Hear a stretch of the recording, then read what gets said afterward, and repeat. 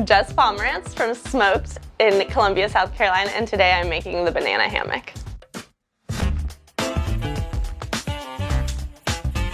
My inspiration for the banana hammock came from an idea that my bar manager and I, Jake Cooper, were working on, where we just wanted something really approachable for our fall menu, something that could be really crushable and easy to drink, but was still nice and stirred and boozy and had those components of, a rich fall cocktail. We started with tequila. Reposado tequila has a little more of those fall notes to it, but still light, easy drinking. And then we wanted something kind of tropical, but still had that warm flavor to it. So we went with a banana liqueur, added some mole bitters to give it that rich chocolatiness, and then a little bit of salt to just round it out. So I'm going to start with my banana liqueur.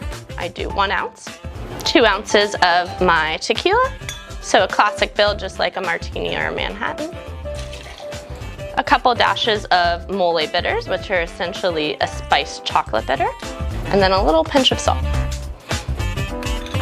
Ice it up and stir.